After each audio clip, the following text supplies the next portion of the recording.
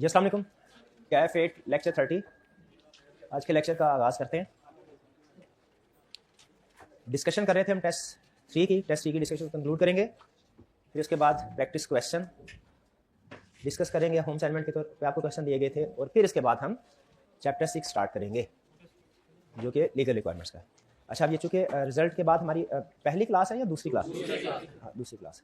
तो कुछ ऐसे स्टूडेंट्स ने फिजिकल क्लास में भी और ऑनलाइन में भी कुछ ऐसे स्टूडेंट्स ने हमें ज्वाइन किया होगा जो रिजल्ट के बाद। तो वैसे तो फर्दन जो स्टूडेंट्स काउंसलिंग के लिए आते हैं उनके साथ डिस्कस करके मैं स्ट्रेटजी कुछ बताता हूँ उनको कि किस तरीके से आगे चलना चाहिए। बहुत सी डिफरेंट रीजंस होती हैं फेलियर की। सम टाइम कुछ बच्चे का फॉल्ट होता है, सम टाइम नहीं होता, तो वो डिस्कशन करके फिर उसके बाद इंडिविजुअल। लेकिन कुछ चीज़ें ऐसी हैं जो जनरली सारे स्टूडेंट्स पे एप्लीकेबल है। तो मैं एक चीज़ आपके साथ उनमें से शेयर करना चाहता हूँ। ये वो स्टूडेंट्स जिन्होंने हमें रिजल्ट के बाद ज्वाइन किया है, यानी जिन्होंने पहले पढ़ा हुआ है सब्जेक्ट, इनको मैं बोलूँगा रिपीटर्स, ठीक है, जिन्होंने एक दफ़ा पहले अटैम्प्ट दिया ही करके। तो रिपीटर्स हमारे जो पास नहीं हो पाते, ये दो तरह के होते हैं। मतलब इसको मैं दो तरह से क्लासीफाई कर रहा हूँ। एक वो जो इस वजह से पास नहीं हो पाए कि इनके लेक्चर्स कंप्लीट नहीं थे, या किसी कंसेप्ट पे ग्रिप नहीं थी, या केस स्टडीज़ की प्रैक्टिस ज़्यादा नहीं थी। ये कुछ रीजन, सेलेक्टिव स्टडी की, ये कुछ रीजन हो सकते हैं। और एक वो स्टूडेंट्स जिन्होंने पिछले सेशन में कंप्लीट क्लासेस ले ली थी, प्रैक्टिस भी रीजनेबल की थी, सिलेबस भी कंप्लीट किया था। ये जो पहली तरह के स्टूडेंट्स होते हैं, इनको दोबारा क्लासेस की ज़रूरत होती है। इनको तो दोबारा, क्योंकि कोई ना कोई कंसेप्ट इनके वीक है, या इन्होंने टॉपिक कवर नहीं किया है, या प्रैक्टिस में कोई कमी थी, ठीक है। और अमूमी तौर पे इनके मार्क्स होते हैं 35 से कम। अमूमी तौर पे, लाजमी नहीं है कि अमूमी बात कर रहा हूँ। इनको तो क्लासेस लेनी चाहिए, और क्लासेस ऐसे लेनी चाहिए जैसे फर्स्ट टाइम ले रहे हैं। लेकिन जो दूसरी तरह के स्टूडेंट हैं जिन्होंने तैयारी अच्छी की थी लेकिन किसी वजह से वो पास नहीं कर पाए, इसमें बच्चे का कसूर नहीं होता। किसका कसूर होता है मैं उस तरफ नहीं जाना चाह रहा, लेकिन बच्चे की तैयारी कंप्लीट है, तैयारी बच्चे की कंप्लीट है, इनको दोबारा क्लासेस की ज़रूरत नहीं होती। लेकिन मैं इनको जिस स्टूडेंट की क्वालिफाइंग अटेम्प्ट होती है ना, उसको मैं रिकमेंड करता हूं कि आप क्लासेस ले लीजिए, रिस्क ना लीजिए। घर में भी बैठते हैं ना, घर में बैठ के डी ट्रैक होने का खतरा होता है। अगर कोई क्वालिफाइंग अटेम्प्ट ना हो, कुछ दूसरे सब्जेक्ट्स हो, तो फिर मैं कहता हूं क्लासेस ना लें, आप घर बैठ के तैयारी करें और प्रैक्टिस करते रहें। लेकिन अगर क्वालिफाइंग अटेम्प्ट हो तो मैं कहता हूं कि रिस्क ना लीजिए, क्लासेस ले लीजिए, ठीक है। ऐसे स्टूडेंट जो इस वक्त अब क्लास में अगर बैठे हैं या ऑनलाइन में मौजूद हैं, उनकी स्ट्रैटेजी थोड़ी डिफरेंट होगी, ठीक है। क्योंकि अगर उन स्टूडेंट्स को भी हम उसी तरीके से चलाएं जिस तरीके से फ्रेश स्टूडेंट को चला रहे हैं, तो उसे कोई वैल्यू एडिशन नहीं होगी। समझ रहे हैं? जो तो स्टूडेंट ऐसा हुआ जो जिसने कोई कंसेप्ट वीक थे, कुछ पढ़ा, कोई 50-60% तैयारी है, आधी तैयारी, आधे चैप्टर तैयार, आधे नहीं, वो तो चले रूटीन में क्लास के साथ बैठा, रूटीन तरीके से प्रिपरेशन में, इंशाल्लाह उसमें वैल्यू एडिशन होगी उसकी। लेकिन जिसकी ऑलरेडी तैयारी है, उसको लेक्चर्स की अमूमी तौर पर जरूरत नहीं होती, प्रैक्टिस की ज़्यादा जरूरत होती है। लेक्चर की इतनी जरूरत नहीं होती, प्रैक्टिस की ज़्यादा जरूरत। ऐसे स्टूडेंट्स की अगर क्वालिफाइंग अटेम्प्ट हो तो मैं रिकमेंड क्या करता हूँ कि क्लासेस ले। लेकिन बाहर अल्टीमेट डिसीजन बच्चे का ही होता है, मेरी तरफ से रिकमेंडेशन होती है। अगर हमारी क्लास में कोई ऐसे स्टूडेंट है फिजिकल या ऑनलाइन में, तो याद रखिएगा, आपने असल जो वैल्यू एडिशन होगी ना, वो प्रैक्टिस से होगी, लेक्चर लेने से नहीं होगी। आपने लेक्चर लेके ये नहीं समझना कि हक अदा हो गया और मैंने यही काम करना था, नहीं। लेक्चर सिर्फ उनके लिए, इस मकसद के लिए कि कंसेप्ट रिफ्रेश हो जाए। वरना ज्यादातर कंसेप्ट जो है ना, मोर देन 80% जो हमारा लेक्चर का कंटेंट होगा, वो शायद तकरीबन वही होगा जो पिछले सेशन में था। एक आधे सेशन में फर्क नहीं, हाँ 2-3 सेशन में फर्क ज्यादा पड़ सकता है, एक आधे सेशन में फर्क इतना ज्यादा नहीं। तो उनकी जो असल वैल्यू एडिशन होगी वो क्या होगी? प्रैक्टिस। ये ज़हन में रखिएगा। रिपीटर अगर कोई बैठा है लेक्चर लेके, ये नहीं समझना कि हमारी तैयारी हो गई, या जो डेली मैंने होम असाइनमेंट बच्चों को दी वो उन्होंने मोस्ट प्रोबेबली की होगी, उसी को दोबारा करने से लर्निंग होती जरूर है, लेकिन ज्यादा प्रैक्टिस करनी है हमने, और डिफरेंट प्रैक्टिस करनी है। क्या ज्यादा करनी है? रिपीटर ने अगर देखें, जो एवरेज हमारा स्टूडेंट होता है ना, उसको हमने 0 से लेके उठा के 80-90 पे लेके जाना, फॉर एग्जाम्पल 90 पे लेके जाना। लेकिन जो हमारा रिपीटर है ना, उसे हमने 40-45 से उठा के तो 95-98 पे लेके जाना, ठीक है। इसलिए दोनों की अप्रोच में थोड़ा सा फर्क होगा। लेक्चर सेम होगा, लेकिन उसके बाद एक्टिविटीज और खास तौर पे जो टेस्ट होंगे वो डिफरेंट होंगे। ये थोड़ा सा मेरे लिए एक्स्ट्रा काम है और मुश्किल है मेरे लिए थोड़ा, लेकिन मैं पूरी कोशिश करूंगा। और ये मैं सिर्फ कैफ 8 के स्टूडेंट्स के लिए कर रहा हूँ, हालांकि रिपीटर हर क्लास में होते हैं, लेकिन मैं दूसरे बैच भी पढ़ाता हूँ, लेकिन उनके लिए काम नहीं कर रहा क्योंकि मुझे पता है मैं नहीं कर, इसके लिए मुश्किल है। और इस क्लास के लिए इसलिए क्योंकि इनके फेलियर के साथ जिंदगी के 6 महीने जुड़े होते हैं। एक सब्जेक्ट में फेलियर जो है उसका मतलब है जिंदगी के 6 महीने ज़ाया हो जाए, ठीक है। और ये मुझे अंदाज़ा है कि जैसे कोई डॉक्टर होता है ना, यूँ कह लीजिए कि अमूमी तौर पे हमारा जो कोई भी सेक्टर हो ना, उसमें जब ज़्यादा चीज़ें हमारे सामने से गुजरना शुरू हो जाती है ना, वो चाहे अनयूअल क्यों ना हो, फ्रीक्वेंसी के साथ गुजरना शुरू हो जाए ना तो वो नॉर्मलाइज हो जाती है। लेकिन एक जैसे डॉक्टर है ना, उसके सामने किसी की डेथ हो तो हर दफ़ा वो शायद महसूस करता होगा। उसी तरह हमारे सामने भी जब स्टूडेंट आके अपनी परेशानी बता रहा होता है ना, तो हमें भी महसूस होता है। और अगर कोई उनके लिए हम कुछ एक्स्ट्रा कर सके तो कोशिश करते हैं कि हम करें। तो मैं कोशिश ये करूँगा इस दफ़ा कि जो मेरे रिपीटर स्टूडेंट है उनके लिए कुछ एक्स्ट्रा असाइनमेंट और अलग से टेस्ट हों। तो हमारे आइंदा नेक्स्ट वीक से जो टेस्ट होंगे वो 2 तरह के होंगे, रेगुलर स्टूडेंट्स के लिए अलग, रिपीटर्स के लिए अलग। ठीक है, तो कोशिश करनी है आप लोगों ने कि इसको दोनों टेस्ट देने की कोशिश ना करें, उससे इतना नहीं फायदा होगा। ठीक है, जो रेगुलर वाले स्टूडेंट है वो रेगुलर के टेस्ट दें और जो रिपीटर वाले स्टूडेंट्स हैं वो रिपीटर के टेस्ट हैं। वो टेस्ट थोड़े चैलेंजिंग होंगे, थोड़ा मटेरियल ज़्यादा होगा, असाइनमेंट भी डिफरेंट होगी। ठीक है, बाकी इसके अलावा भी मैं कुछ थोड़ा सोचूंगा मजीद भी अगर चीज़ें कुछ आइडिया मेरे जहन में आए कि हम रिपीटर्स को खास तौर पे कोई एक्स्ट्रा लेवल पे लेके जा सके तो मैं जरूर शेयर करूंगा। और इसी बहाने में रेगुलर क्लास का भी फायदा हो जाता है कि एक चीज़ अगर तैयार कर ली है तो एंड पे जाके जब रेगुलर स्टूडेंट्स ने ऑलरेडी तैयारी सारी कर दी है तो उसके बाद अगर कोई स्टूडेंट कहेगा सर मुझे कुछ एक्स्ट्रा चीज़ें दे दे तो उसके साथ भी शेयर की जा सकती हैं। लेकिन प्रिंसिपली दोनों चीज़ें सेपरेट होगी, रेगुलर के लिए अलग, लेक्चर सेम होगा, लेकिन जो प्रैक्टिस मटेरियल होगा, जो टेस्ट होंगे वो दोनों अलग अलग होंगे। क्लियर जी? ठीक है, और जो डिफरेंट होंगे मैं फिर आपके साथ वक्त शेयर कर दूंगा। लेकिन फिलहाल जो लेक्चर प्लान में होम असाइनमेंट मिले वो आप सारे स्टूडेंट ने करनी है, रेगुलर ने भी, वो जो रिपीटर के लिए जो चीज़ एक्स्ट्रा होगी वो मैं खुद से आपको बताऊंगा कि आपने ये काम करनी है। फिलहाल मैं सिर्फ आपको टेस्ट के बारे में बता रहा हूँ, वीकली टेस्ट और नेक्स्ट वीक से होंगे, उनमें शेड्यूल मैं अब 2 तरह से शेयर किया करूंगा, रेगुलर का अलग, रिपीटर का। रेगुलर वाले ने, अब मुझे नहीं पता क्लास में कौन सा स्टूडेंट बैठा है, लेकिन रेगुलर वाले ने रेगुलर वाले शेड्यूल को फॉलो करना है और रिपीटर्स वाले ने रिपीटर। ये चीज़ क्लियर हो गई? चलिए शाबाश। अब अपने लेक्चर की तरफ चलें। कोई क्वेश्चन पूछना चाहते हैं तो पूछ लें, कोई क्वेश्चन नहीं? चले अब चलते हैं। हमारा टेस्ट डिस्कस हो रहा था, टेस्ट 3, इसमें क्वेश्चन 5 था। सबसे पहले क्वेश्चन को पढ़ के देख के नजर आ रहा है, केस स्टडी है, रिक्वायरमेंट सबसे अच्छा मार्क्स कितने हैं? 6 4 13 मार्क्स। कितना टाइम देना है? 13 इंटू 1.8 24 मिनट्स के करीब हमने इस केस स्टडी को टाइम देना है। रिक्वायरमेंट में 3 चीजें हैं। अहम चीज केस स्टडी में रिक्वायरमेंट को समझना है। एग्जामिनर उसी के मार्क्स देता है जो उसने रिक्वायर किया होता है, उसी से नहीं जो आपको आता है, जो आपने प्रेजेंट किया होता है, नहीं, रिक्वायरमेंट के मुताबिक प्रेजेंट करना है। रिक्वायरमेंट क्या है? Discuss the issue including an assessment of whether it is material. Discuss the issue मतलब क्या कहना चाह रहा है, क्या कर इशू बताए कि क्या ये मिस स्टेटमेंट है या स्कोप लिमिटेशन है या कि कोई और इशू, गोइंग कंसर्न का, एमसीक्यू मैटर का, अदर मैटर का। ये है डिस्कस द इशू। ठीक है, खास तौर पे अगर अकाउंटिंग इशू हो ना तो हम इसे थोड़ा डिटेल में डिस्कस करते हैं कि अकाउंटिंग स्टैंडर्ड ये कहता है कि ऐसे करना चाहिए, इसने ऐसे किया। डिस्कस द इशू समझ आ गया? Including whether it is material, बताना है कि ये इशू मटेरियल है कि नहीं है। आपको पता है अमाउंट गिवन हो, अमाउंट की बेस पर डिसीजन करेंगे, अमाउंट गिवन नहीं है तो फिर वो हमारे रूल है कि इफ मटेरियल इफ परवेसिव करके डिस्कस करते हैं। क्लियर जी? अच्छा, कितनी सिचुएशन पर हम पढ़ेंगे? शायद कितनी सिचुएशन? 3 सिचुएशन है। हर सिचुएशन को अलग अलग डिस्कस करना है, हर सिचुएशन डिपेंडेंट होती है। क्लियर? इसका मतलब ये हुआ अब एग्जाम में बैठ के मेरे में मार्किंग स्कीम चल रही है कि 3 इश्यूज हैं, टोटल 6 मार्क्स हैं, तो इसका मतलब एक इशू के 2 नंबर होंगे। डन जी? अच्छा, फिर इसके बाद इसमें शायद 1 नंबर होगा इशू डिस्कस करने का और 1 नंबर होगा मिसस्टेट मटेरियल है कि नहीं, या शायद 1.5 डिस्कस करने का हो, 0.5 मटेरियल। मुझे कंफर्म नहीं है एग्जाम में बैठ के कि एग्जैक्ट मार्किंग स्कीम क्या होगी। मैं 1 के साथ चलूंगा, 1 नंबर इशू डिस्कस करने का, 1 नंबर मटेरियल। ठीक है, यहां तक क्लियर है? अच्छा, मुझे बताइए इस लाइन को हम और किस नाम से याद करते हैं, इसी रिक्वायरमेंट को? Evaluate the situation. शाबाश, इवैल्यूएट। इसमें क्लियर पता चल रहा है क्या करना है। इवैल्यूएट द सिचुएशन में क्लियर नहीं पता चलता, ऐसे है ना? और आई कैप ज्यादा कौन सा लफ्ज पसंद करता है वाला? Evaluate the situation. ये सर में आई कैप का क्वेश्चन नहीं है, एसीसी का क्वेश्चन है। वो अपनी रिक्वायरमेंट को क्लियर रखते हैं और ये मेरे ख्याल में ज्यादा अच्छा है। लेकिन बहरहाल आई कैप को भी हम जानते हैं कि वो कौन सा लफ्ज कब इस्तेमाल करता है, जो लफ्ज को इस्तेमाल करता है उसमें पीछे उसकी रिक्वायरमेंट क्या होती है, हैंडल उसको भी कर सकते हैं। नेक्स्ट है recommend one procedure that audit team should undertake to resolve the issue. एक प्रोसीजर बताना है इशू को रिजॉल्व करने के लिए। ठीक है, सिर्फ एक प्रोसीजर। क्लियर? प्रोसीजर हम बता देंगे उसमें, वो प्रोसीजर जाहिर है सिचुएशन पे डिपेंड करेगा। अच्छा, कुछ प्रोसीजर होते हैं जो हम हर एरिया में परफॉर्म करते हैं। जैसे एक प्रोसीजर मेरे जहन में फौरन एक चीज आई क्या कि कोई भी इशू होगा ना उसको रिजॉल्व करने का एक प्रोसीजर ये होता है request management to correct the financial statement. Request management statement तो ये कह दिया, स्कोप लिमिटेशन है, request management to provide the information, ये कह दिया। आप मुझे बताइए क्या ये हर जगह पे चला दूं मैं? ये जनरल है। हमने कोशिश करनी होती है हमेशा एग्जाम में सिचुएशन स्पेसिफिक प्रोसीजर बताएं। तो आपने पहली कोशिश यही करनी है कि सिचुएशन स्पेसिफिक प्रोसीजर बताएं। हाँ, अगर सिचुएशन स्पेसिफिक प्रोसीजर्स ना बता सके फिर ये जनरल वाला बता दे, लेकिन जनरल को लेस प्रेफर्ड है। Third, describe the impact on the audit report if issue remains unresolved. अच्छा, आई कैप जब ये रिक्वायरमेंट को इंट्रोड्यूस कर देता है तो वो यहां पे आके खत्म हो जाता है।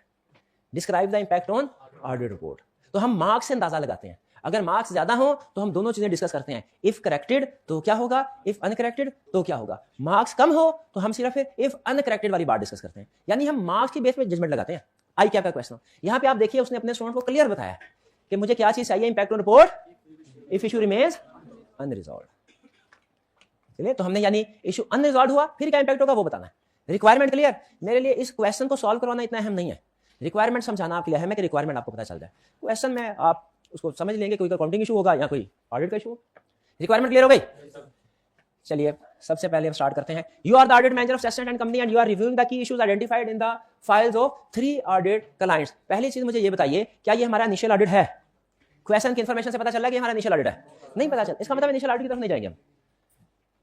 पाम इंडस्ट्रीज कंपनी पाम कहता है पाम्स ईयर एंड वाज 31 मार्च 2015। क्या ईयर एंड हमारे लिए रेलेवेंट होता है? इसको अंडरलाइन करना है हमने।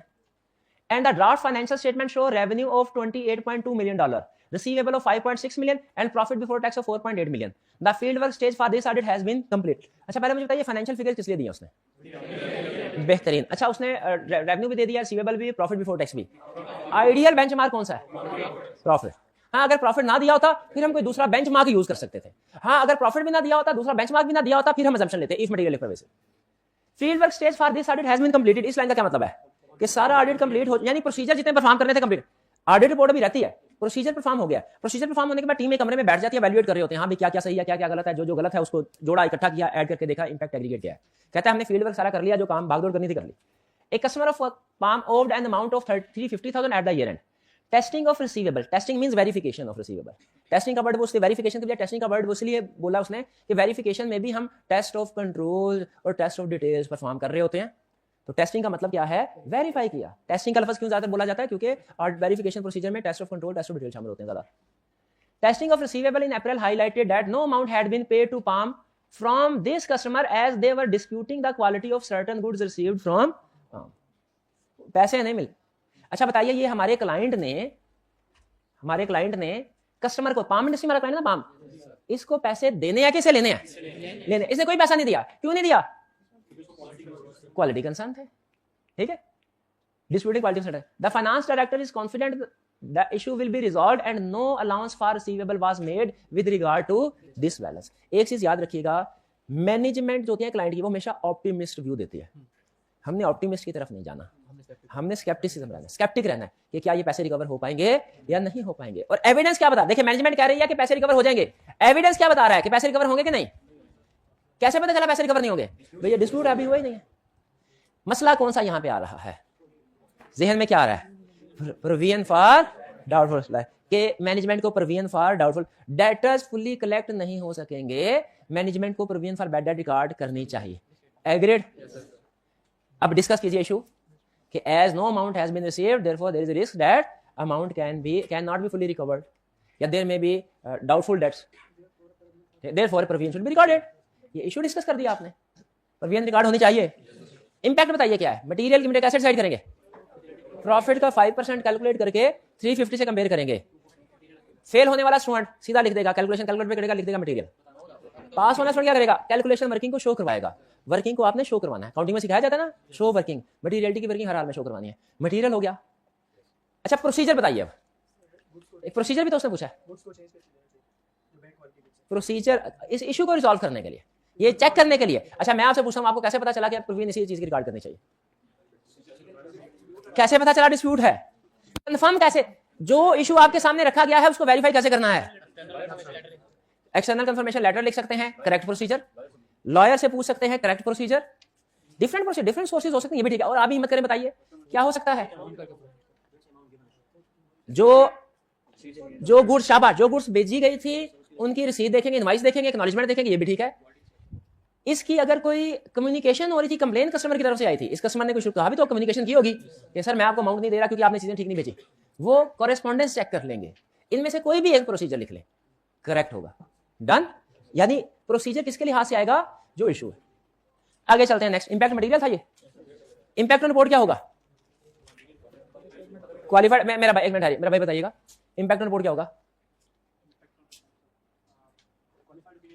ऑडिटर, पूरा सेंटेंस प्रोफेशनल सेंटेंस होना है। Auditor shall express qualified opinion on financial statements, explain nature of misstatement basis qualified opinion section. Qualified opinion is by nature key audit matter, therefore reference shall be included. शाबाश, clear? इसमें कोई problem तो नहीं है? कोई problem तो नहीं है। अच्छा इसमें यहां तक डिस्कशन कंप्लीट हो गई, लेकिन इस एक केस स्टडी के अंदर असल में एक नहीं दो इश्यूज थे। दूसरा इशू रिक्वायर्ड नहीं है, लेकिन आई कैप एक्सपेक्ट करता है कि बच्चा उस इशू को डिस्कस करे। ये इसी का क्वेश्चन है, ये सिंपल होता है, जितने मार्क्स रखें डिस्कशन कर ले। सेकंड इशू बता सकते हैं इस क्वेश्चन, एक तो यह है ना रिकवरेबिलिटी ऑफ डेटर, एक दूसरा इशू भी है सब्सिक्वेंट इवेंट का नहीं। हो सकता है मैनेजमेंट का पॉइंट ऑफ व्यू। डिस्प्यूट की वजह से ही तो हमने प्रोविजन रिकॉर्ड करवाई कि इस डेटा से पैसे रिकवर नहीं जी। इन्वेंट्री का राइट डाउन, शाबाश। ऑब्सोलीट इन्वेंट्री का, क्या आपको इस पूरे क्वेश्चन में कोई डेटर के अलावा ऐसी इन्फॉर्मेशन मिल रही है जो आपके फाइनेंशियल स्टेटमेंट के किसी हिस्से को अफेक्ट कर रही हो? बिल्कुल। वो क्या है? Quality of product. Poor quality की वजह से इसका मतलब है स्टॉक आपका ऑब्सोलीट हो सकता है। अगर कस्टमर की कंप्लेंट थी तो पैसे तो आपको मिलेंगे नहीं, लेकिन साथ साथ आपका स्टॉक भी तो ऑब्सोलीट हो सकता है, तो वो इशू भी सेम। लेकिन मैं सिर्फ आपके सामने रेज कर रहा हूं, उस इशू को डिस्कस नहीं कर रहा, रिक्वायर्ड नहीं है। जब आईकैप की केस स्टडीज आएंगी ना तो उसमें आप देखेंगे वो ये सारे इशू डिस्कस करवाता है। एसीसीए के examiner normally other international bodies वो कहते हैं अगर क्वेश्चन के अंदर 5 इशूज है ना, बच्चे से हम 3 इशू पूछेंगे या 4 इशू पूछेंगे, 1 या 2 का मार्जिन लाजमी देते हैं। लेकिन आईकैप के पेपर में मार्जिन नहीं होता, आपको सारे इशूज आइडेंटिफाई करने पड़ते हैं। बल्कि बात ऐसा था 5 के बजाय 4 होते हैं, एक कोई हिडन होता है, वो हमने दूसरी दफा पढ़ के फिर आइडेंटिफाई होता है। नहीं, खुद से किसी सूरत में नहीं लिखते, खुद से नहीं लिखना। भाई ये समझ आ गया? पूछिए क्या क्वेश्चन। देखिए जो प्रोसीजर अपने बताए थे, इशू रिजॉल्व नहीं होगा। देखिए हमने इशू रिजॉल्व बिजनेस के पॉइंट ऑफ व्यू से नहीं करना, वरना तो इशू रिजॉल्व अगर करना होता तो मैं शायद ये कहता कि जी आप अपने क्वालिटी स्टैंडर्ड्स को इंप्रूव कीजिए, इन्वेंट्री की इंस्पेक्शन ज्यादा होनी चाहिए, बेटर मशीनरी बाय कर लीजिए, सेंड कस्टमर को सेंड करने से पहले इन्वेंट्री कोई पर्सन रीचेक कर रहा हो, कस्टमर को जब इन्वेंट्री भेजी जाए उसे लिखवा लिया जाए कि उसने inventory in good order and condition accept कर ली है, या अभी भी इस कस्टमर के साथ बैठ के निगोशिएशन कर ली जाए। अगर मैंने बिजनेस के पॉइंट ऑफ व्यू से रिजॉल्व करना तो मैं ये लिखता। यहाँ पे रिजॉल्व का मतलब बिजनेस के पॉइंट ऑफ व्यू से नहीं, ऑडिटर के पॉइंट ऑफ व्यू से। ऑडिटर के लिए ये इशू रिजॉल्व होने का मतलब क्या है कि कंफर्म हो जाए अमाउंट कितनी है जो बैड डेट होगी, कंफर्म हो जाए कि कितनी अमाउंट है जो बैड डेट हो जाएगी। ये है ऑडिटर के लिए रिजॉल्व का मतलब। ऑडिटर को मसला इससे नहीं होता कि मिस स्टेटमेंट है कि नहीं, ऑडिटर को मसला इसलिए है कि मिस स्टेटमेंट है तो करेक्ट हो जाए, नहीं तो मैं क्वालिफाइड ओपिनियन दे दूं। नहीं, इसमें ये नहीं लिखे कि मैनेजमेंट से रिक्वेस्ट करेंगे इसको करेक्ट कर दें, हालांकि एक प्रोसीजर है, लेकिन एक जनरल प्रोसीजर है, ये तो हर सिचुएशन में फिट हो जाएगा। तो हमारी हतुल इम्कान कोशिश होगी किसी भी केस स्टडी में हम स्पेसिफिक प्रोसीजर मेंशन करें। डन जी, आगे चलते हैं। Next, Ash Trading Company. Ash is a new client of Chestnut. Its year end was 31 January 2015 and the firm. अच्छा, ये मैंने एक और चीज नोट की, चलते छोटी सी बात बता रहा हूँ। कैफ लेवल पे मुमकिन तौर पे जब केस स्टडी बनाता है तो ईयर एंड रखता है मार्च, जून, सितंबर और दिसंबर। लेकिन सीफैप लेवल पे जब केस स्टडी बना रहा है ना तो उसको बिला वजह थोड़ा कम्प्लेक्स करने के लिए, एक उसमें ट्विस्ट लेने के लिए ईयर एंड ऑकवर्ड सा रखता है, जनवरी एंड, फरवरी एंड, मई एंड। तो ये ईयर एंड देख के मुझे याद आ गया, लेकिन इससे हमारे कंसेप्ट के ऊपर कोई फर्क नहीं पड़ता। न्यू क्लाइंट है year end the firm was only appointed auditor in February 2015 और फर्म ने ऑडिटर को कब अपॉइंट किया? फरवरी में, यानी ईयर एंड के बाद। As the previous auditor were suddenly unable to undertake the audit. Previous auditor जो है वो अनएबल थे किसी रीजन की वजह से। The field work stage for this audit is currently on, अभी इसका ऑडिट चल रहा है। The inventory count at Ash warehouse was undertaken on 31 January 2015। Inventory count year and भी हो गया and was overseen by the companies internal audit department. अच्छा, लेकिन ये कंपनी के इंटरनल ऑडिट डिपार्टमेंट ने किया था। Neither Chestnut and Company nor the previous auditors attended the count. Detailed inventory records were maintained, but it was not possible to undertake another full inventory count subsequent to the year. Year end के बाद full inventory count possible नहीं है। The draft financial statement show a profit before tax of 2.4 million, revenue of 10.1 million and inventory of 510। अब आपको पता है कि ये फिगर मटेरियलिटी के लिए प्रोसीजर। मसला क्या है इसमें? मसला यह है कि इन्वेंट्री को आप वेरीफाई, क्योंकि स्टॉक काउंट में मौजूद नहीं थे आप, ठीक है, फुल काउंट अवेलेबल नहीं है, यानी 100% स्टॉक काउंट नहीं कर सकते। क्या करना चाहिए? अल्टरनेट प्रोसीजर परफॉर्म करने चाहिए। यहां पे मेरा क्वेश्चन आपसे ध्यान में रखिए, अल्टरनेट प्रोसीजर एग्जाम में लिखेंगे नंबर नहीं देगा। क्यों नहीं देगा बताइए? क्योंकि आपने स्पेसिफिक प्रोसीजर नहीं बताया। अल्टरनेट जनरल वर्ड है, आपको सिचुएशन के लिहाज से स्पेसिफिक बनाना चाहिए कि अल्टरनेट, इस केस में अल्टरनेट प्रोसीजर क्या होंगे।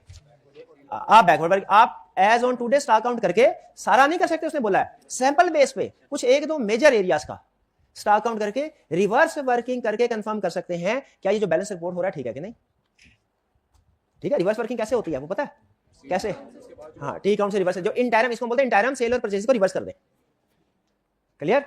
अच्छा, इसमें एक और प्रोसीजर भी यहाँ पे स्टूडेंट, कुछ स्टूडेंट ये कहते हैं, आर्गुमेंट करते हैं कि सर इसने जो लिखा हुआ है कि full inventory count, detail inventory count, किधर गया? It was not possible to undertake another full inventory count. तो ये जो आप प्रोसीजर बता रहे हैं ना कि हम आज के दिन में इन्वेंट्री काउंट करके रिवर्स जाएंगे, यानी फर्स्ट कीजिए आज अगर मार्च में हम खड़े हैं तो 10 मार्च को इन्वेंट्री काउंट करके 31 जनवरी तक रिवर्स चले जाएं, सेल परचेज को लेस करके, ये भी पॉसिबल नहीं है क्योंकि इसके लिए 10 मार्च को स्टॉक काउंट करना पड़ेगा। उसे क्वेश्चन में कह दिया फुल इन्वेंट्री काउंट नहीं है मुमकिन। तो लेकिन मेरा आर्गुमेंट ये होता है कि फुल करने की जरूरत नहीं, हम तो ऑडिटर सैंपल बेस पे करते हैं, 1-2 का कर ले। लेकिन अगर ये नहीं भी करना, एक और प्रोसीजर पॉसिबल है। आइडियल प्रोसीजर ऐसी सिचुएशन में कौन सा होता है? Reverse working. वो नहीं कर सकते, एक और पॉसिबल है। अगर इंटरनल स्टैंडर्ड हमें इस चीज की इजाजत देते हैं, याद रखिए आपके लिए शायद ये कोई हैरानकुन बात हो, स्टैंडर्ड हमें इसकी इजाजत देते हैं कि इंटरनल ऑडिट डिपार्टमेंट के किए हुए प्रोसीजर्स को आप यूज कर सकते हैं, लेकिन साथ में शर्त लगाते हैं। शर्त यह है कि आपने इंटरनल ऑडिटर को वैल्यूएट करना है कि वो कंपिटेंट हो और मैनेजमेंट से इंडिपेंडेंट हो और अच्छे तरीके से काम करने का आदी हो। तो आप दूसरा प्रोसीजर ये भी लिख सकते हैं, जो तो रिवर्स वर्किंग के साथ कंफर्टेबल है स्टूडेंट, वो रिवर्स वर्किंग वाला प्रोसीजर लिख लें, वो भी ठीक है। जो रिवर्स वर्किंग के साथ कंफर्टेबल नहीं है तो ये कह लें कि जो इंटरनल ऑडिट का वेरीफाइड अकाउंटिंग रिकॉर्ड है वो हम यूज कर लेंगे, लेकिन after evaluation of internal audit functions, competence and independence from management. Independence from management, भाई ये प्रोसीजर समझ आ गया। अच्छा आगे चलते हैं, आगे वो कह रहा है इंपैक्ट, हम कंप्लीट कर लूं फिर उसके बाद आगे कह रहा है कि इशू डिस्कस कर लिया हमने, प्रोसीजर भी बता दिया। अब अगर इशू रिमेन्स अनसॉल्व्ड, अनरिजॉल्व्ड है, अनरिजॉल्व्ड का मतलब क्या है, क्या प्रोसीजर परफॉर्म करने के बावजूद भी एविडेंस ऑब्टेन नहीं कर सके, तो एविडेंस ऑब्टेन नहीं कर सके तो फिर क्या होगा, स्कोप लिमिटेशन। शाबाश, स्कोप लिमिटेशन होगी तो इंपैक्ट ऑन रिपोर्ट क्या होगा, इफेक्ट मटेरियल आपने बता दिया, मटेरियलिटी की कैलकुलेशन शो करनी है कि नहीं करनी, करनी है, शाबाश। तो इंपैक्ट क्या होगा, ऑडिटर शैल एक्सप्रेस, पूरा सेंटेंस बोलना है professional sentence, auditor shall express qualified opinion on financial statements. फिर उसके बाद auditor shall explain nature of scope limitation, बोलेंगे मेमोरी में बैठेगा। चले जो याद रखे, मैं आपको हर लाइन बोलने को या लिखने को नहीं कहूंगा, आपको पता है मेरी आदत है, जो अहम चीजें होती हैं एग्जाम में लिखनी होती है वही आपसे बुलवाऊंगा इंशाल्लाह और वही लिखवाऊंगा। तो वह ये लाइन बार बार आपको हो सकता है एग्जाम में लिखनी पड़े। तो auditor shall explain nature of scope limitation in basis for qualified opinion section, ठीक है। और फिर इसके बाद आखिरी फेवरेट लाइन हमारी कौन सी, हाँ जी, qualified opinion is by nature ही ऑडिट मैटर। क्लियर? अच्छा बोलना नहीं आपने, यहाँ पे मैं इंशाल्लाह वो स्टूडेंट जो इस दफा इंशाल्लाह पास होने वाला इंशाल्लाह, जिसका प्रीवियस क्वेश्चन में एक हिडन इशू था, इस क्वेश्चन में भी एक हिडन इशू है। कितने स्टूडेंट्स ने पिक कर लिया है, वो से स्टूडेंट पिक कर लेगा, हाथ उठाइए। कितने स्टूडेंट्स को जरा हाइब्रिड क्लास में भी देख लें, हाइब्रिड क्लास में हाथ उठाइए, हाइब्रिड क्लास में कितने स्टूडेंट्स हैं, शाबाश शाबाश। ये रूम नंबर 6 में 2-3 स्टूडेंट्स हैं, रूम नंबर 4 में है 4-5। रूम नंबर 4 में से कोई स्टूडेंट बता सकता है कि क्या हिडन इशू है, रूम नंबर 4 में, शाबाश। माइक लेके फटाफट आ जाए सर जी जरा, शाबाश। अदर मैटर पैराग्राफ आएगा, अदर मैटर पैराग्राफ किस वजह से आएगा, इनिशियल ऑडिट हमारा प्रीडिसेसर ऑडिटर की वजह से आएगा। क्या हम अदर मैटर में सिर्फ इतना लिख देंगे, auditor shall include other matter paragraph in his report, क्या सिर्फ अदर मैटर पैराग्राफ का नाम लिख देंगे कि उसकी रीजन भी बताएंगे कि इनिशियल ऑडिट है, क्या सिर्फ पैराग्राफ का नाम और रीजन बता देंगे कि उसके अंदर जो इन्फॉर्मेशन इंक्लूड करनी है वो भी बताएंगे, इन्फॉर्मेशन इंक्लूड करनी है वो भी बताएंगे। मेरा भाई इन्फॉर्मेशन बताए, हाँ जी बेटी है, नाम से नाम नहीं है भाई, 50 रुपए इनाम दूंगा मैं तेरे, सिर्फ ये बता दे इस अदर मैटर पैराग्राफ के अंदर इन्फॉर्मेशन क्या आएगी। हाँ जी, आप नहीं, साथ वाला नहीं, ये भाई बता देगा जी। प्रीडिसेसर ऑडिटर का नाम लिखेंगे और डेट लिखेंगे। देखिए नाम की बजाय हम ये लिखते हैं कि last year audit was conducted by another auditor, reference देते हैं ना, उसकी मशहूरी नहीं करते हम अपनी रिपोर्ट के अंदर किसी और का नाम, हम मशहूरी नाम लिख सकते हैं, स्टैंडर्ड इजाजत देता है, लिखा नहीं जाता प्रैक्टिस में, ये बात आपकी ठीक मान लेता। दूसरी बात आपने क्या बोले, डेट लिखेंगे, किस देखें डेट नंबर नहीं देगा, क्यों नहीं नंबर देगा, सोचे क्यों नहीं नंबर देगा, डेट लिखेंगे क्यों नहीं नंबर देगा, डेट किस चीज की, date of audit report, date of audit report, date of opinion, जिस दिन उसने ओपिनियन उसकी रिपोर्ट की डेट, और अभी भी नहीं। तीसरी चीज टाइप ऑफ ओपिनियन, 50-50 का है, मेरे दिल में नहीं आ रहा 50। तो ये आपने याद रखिएगा, जब कभी इंपैक्ट रिपोर्ट बताते हैं आपने कंप्लीट इंपैक्ट रिपोर्ट बताना है। तो बताइए एग्री करते हैं आप, ये लफ्ज अपॉइंटेड अंडरलाइन करें भाई, आता है कि नहीं अदर मैटर, आपको पता था ये कि इनिशियल ऑडिट, लेकिन आपके जहन में नहीं आया ना, आइंदा आपने हमेशा ये नोट करना है अपॉइंटेड का लफ्ज की स्टडी। क्लियर जी? आगे चलते हैं। नेक्स्ट bullfish.com कह रहा है bullfish.com is a website design company whose year end was 31 अक्टूबर 2015। देखें ऑकवर्ड सा ईयर एंड दे दिया, हालांकि इससे फर्क कुछ नहीं पड़ेगा, बस हमें कंफ्यूज करना चाहता है। The audit is almost complete and the financial statements are due to be signed shortly. ये मुझे समझ नहीं आ रही कि तरतीब क्या, क्या पहले फाइनेंशियल स्टेटमेंट साइन होती है बाद में ऑडिट शुरू नहीं होता, कि ऑडिट शुरू हो जाता है, फाइनल अप्रूवल फाइनेंशियल स्टेटमेंट की बाद में होती है। ये आपको याद है, आपने कैफ 7 में अगर जिन स्टूडेंट से पढ़ा हुआ तो उन्होंने कैफ 7 में स्टडी किया होगा कि डायरेक्टर्स ने ऑथेंटिकेट करना होता है फाइनेंशियल स्टेटमेंट्स को, ये उसकी बात कर रहा है, ये एंड में होता है। और ये हमने चैप्टर 4 में जो डेट वाला कंसेप्ट था उसमें भी स्टडी किया था कि ऑडिटर अपनी रिपोर्ट में कौन सी वाली डेट इंक्लूड करेगा, कौन सी वाली डेट इंक्लूड करेगा। शाबाश, चले बता दे, शाबाश बता दीजिए, 50 रुपए इनाम, बता दे कौन सी डेट, शाबाश। ये पहले डिस्कस किया हुआ है हालांकि मैंने, एविडेंस ऑब्टेन करने के बाद जो डेट होती है। हाँ शाबाश, इन भाईजान को मौका। हाँ जी, जब auditor sufficient appropriate audit evidence obtain कर लेगा, इंक्लूडिंग, आगे चलें, including date of approval, sorry including approval of financial statements by board. यानी पहले बोर्ड ऑफ डायरेक्टर्स की अप्रूवल होगी, फिर डायरेक्टर्स की अप्रूवल भी एक लाजमी एविडेंस है। तो कहता है भाई ये अनकरीब डायरेक्टर्स की अप्रूवल होने वाली है। हमने कहा ठीक है, सही है। तो हम अप्रूवल ऑफ फाइनेंशियल स्टेटमेंट्स के बाद रिपोर्ट साइन करेंगे पहले कर दें? फिर से approval of financial statement by director के बाद रिपोर्ट साइन करेंगे पहले करें? फिर से approval of financial statement by director के बाद रिपोर्ट साइन करेंगे पहले? बाद में। ये सूल याद रखिएगा, कभी यूज करूंगा कंसेप्ट आगे। कह रहा है रेवेन्यू फॉर द ईयर, अभी तक मसला नहीं बताया। कह रहा है 11.2 million and profit before tax is 3.8 million. A key customer with a receivable balance at the year end of 283,000 has just notified Welfare Company that they are experiencing cash flow difficulties and so are unable to make any payment for the foreseeable future. A finance director has notified the auditor that he will write this balance off as an irrecoverable debt in the 2016 financial statements. कह रहा है ये तो अगले साल पता चला है, अगले साल रिकॉर्ड करेंगे। पहला फैसला कर लें, क्या इसे हमारे 2016 में हमें पता चला है? ये 2016, क्या 2015 में रिकॉर्ड होना चाहिए कि नहीं? क्या 2016 के कुछ इवेंट्स 2015 में रिकॉर्ड हो सकते हैं? इस कंसेप्ट को हम क्या नाम देते हैं? Subsequent events. शाबाश। ये सब्सिक्वेंट इवेंट है, इसे 2015 की फाइनेंशियल स्टेटमेंट्स में इंक्लूड होना चाहिए। इसकी एंट्री कब होनी चाहिए? 16 में या 15 में? 15 में। डन जी। अच्छा, अब इसके बाद आगे चलते हैं हम कि इशू डिस्कस कर लिया हमने कि ये सब्सिक्वेंट इवेंट है, इसे फाइनेंशियल स्टेटमेंट्स में इंक्लूड होना चाहिए। सब्सिक्वेंट इवेंट है, 2015 की फाइनेंशियल स्टेटमेंट्स में इंक्लूड होना चाहिए। कोई इख्तिलाफ तो नहीं है किसी को? अच्छा, मटेरियल है कि नहीं, क्या बताया उसने? हम बताया, बिल्कुल बताया। रेवेन्यू दिया, प्रॉफिट दिया है। अगर सिर्फ प्रॉफिट होता कैसे कैलकुलेशन करते? प्रॉफिट का 5%, सिर्फ रेवेन्यू होता कैसे कैलकुलेशन करते? रेवेन्यू का 1%, दोनों है कैसे कैलकुलेशन करेंगे? प्रेफर प्रॉफिट, प्रॉफिट का 5%। कंपेयर करके बताया इमटेरियल मटेरियल के परवेसिव मटेरियल है। कैलकुलेशन कैलकुलेटर किधर है? शाबाश, कैलकुलेटर निकाले, कैलकुलेटर साथ साथ कैलकुलेशन किया करें। ज़बानी कलामी नहीं होता लिखना। ये बताया नहीं हुआ आपको? वो एक इतनी हैवी कोर्स की फीस पे करके असूल सीखा था, आपको बताया था, आप भूल गए क्योंकि पैसे आपके नहीं लगे, मेरे लगे, इसलिए मुझे याद है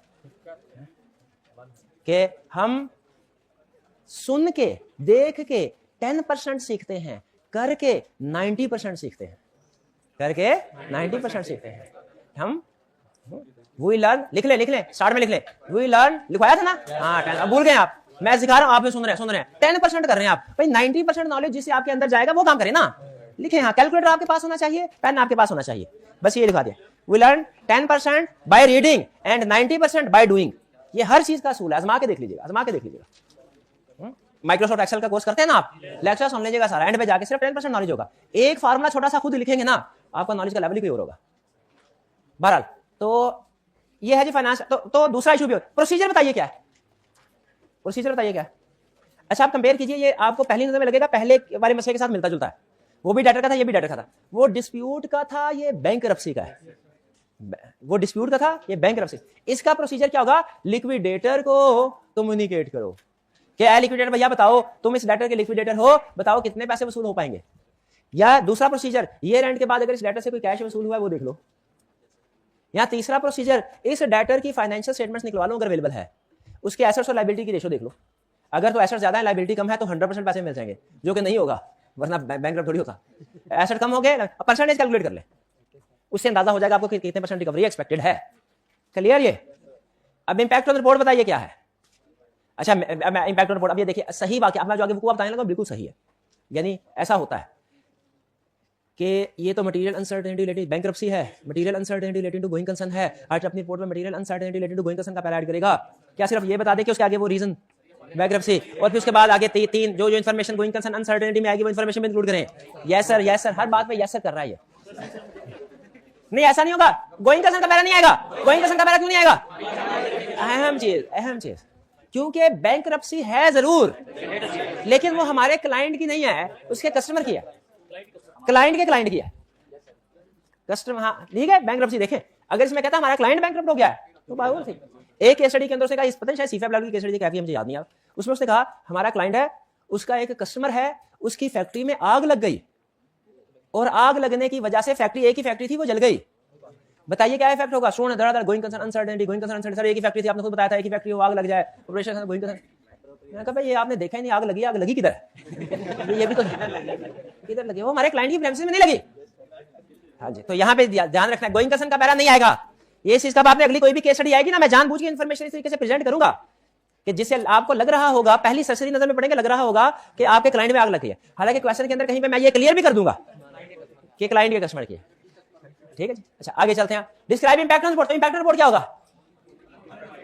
क्वालिफाइड ओपिनियन, ये मटेरियल है ना, बस क्वालिफाइड ओपिनियन और बेसिस क्वालिफाइड की ऑडिट मैटर।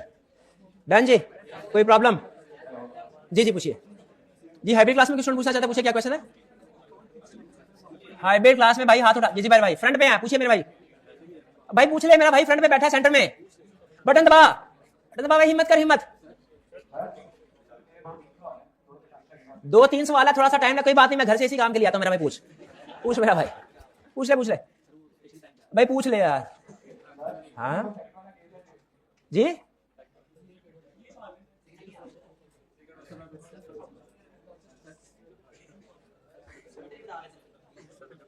यहाँ तो ये इक्विपमेंट का मसला या ट्रेनिंग का मसला? नहीं इधर थोड़ी है, हर बच्चा इधर थोड़ी आएगा ये इक्विपमेंट ठीक करे। क्या मसला, या बच्चों को बताया कि बटन दबाना है जो। चले तब तक हम भैया आप ना थोड़ी देर के बाद क्वेश्चन पूछ लीजिएगा, तब तक हम क्लास को आगे लेके चलते हैं। जी जी आपका सवाल पूछिए जी। जी जी हाँ जी, नहीं इससे कोई फर्क, यहाँ पे लिखा ना field work stage for this audit has been completed. अगर वो कहता है कि अभी ऑनगोइंग है, इससे भी फर्क कोई नहीं पड़ता। याद रखें हमारी केस स्टडी पे फर्क हमेशा इस चीज से नहीं पड़ेगा ऑडिट स्टार्ट में है, दरमियान में है या एंड पे है। इश्यूज को डील करना, प्रोसीजर बताने, कोई फर्क नहीं पड़ेगा। फर्क किस वजह से पड़ेगा वो सुन लें कि ऑडिट रिपोर्ट साइन हो चुकी है या नहीं हुई। फर्क किस वजह से? स्टार्ट है, ड्यूरिंग, ये से नहीं, साइन हुई कि नहीं इस पे। और ये भी एडवांस लेवल पे जब हम पहुंचेंगे ना फिर ये इशू डिस्कस करवाएगा, अभी नहीं। और कोई क्वेश्चन? थर्ड वाली केस स्टडी में अगर ये लिखा होता कि जो कस्टमर डिफॉल्ट किया है ना वो लार्जेस्ट कस्टमर है, उस सूरत में फिर गोइंग कंसर्न आ सकता था। लेकिन आप उसकी जो रीजनिंग लिखते हैं ना गोइंग कंसर्न की, वो ये ना लिखते फायर। फायर हमारे क्लाइंट के कस्टमर का मसला है, उसको गोइंग कंसर्न। हम जो अपने क्लाइंट की गोइंग कंसर्न एग्जाम में लिखते तो उसका रीजन क्या लिखते हैं? Bankruptcy of largest customer. समझ रहे हैं? तो बिल्कुल इनका पॉइंट बिल्कुल ठीक है सर। रेगुलर कस्टमर हो वो बैंकरप्ट हो जाए तो जाहिर है हमारा क्लाइंट बैंकरप्ट तो नहीं हुआ, तो गोइंग कंसर्न उस कस्टमर के ऑडिट रिपोर्ट में गोइंग कंसर्न आए तो आए, हमारे क्लाइंट के ऑडिट रिपोर्ट में तो नहीं आएगा। समझ आ रही है बात? लेकिन अगर वो कस्टमर लार्जेस्ट कस्टमर था फिर गोइंग कंसर्न का इशू आएगा। ठीक है, लेकिन उसमें रीजन आपने अपने क्लाइंट के पॉइंट ऑफ व्यू से लिखनी है। जी जी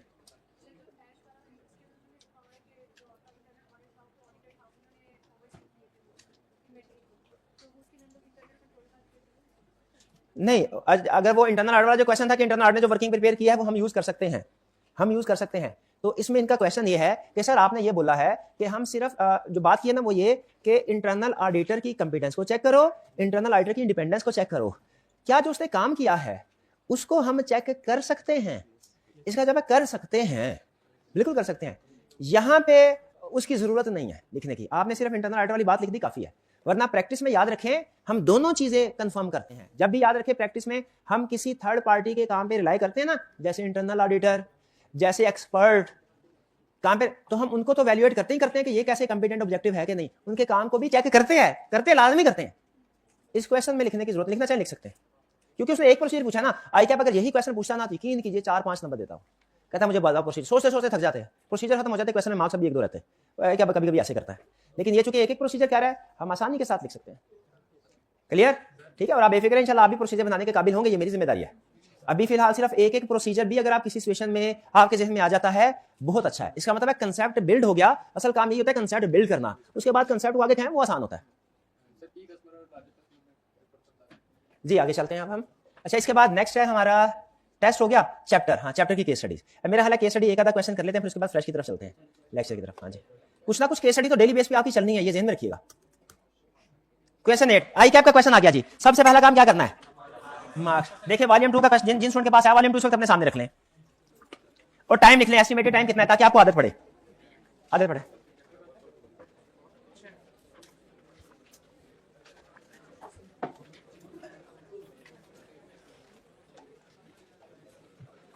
रिक्वायरमेंट समझे, रिक्वायरमेंट समझे। Discuss the possible impact on audit report, discuss the possible impact on.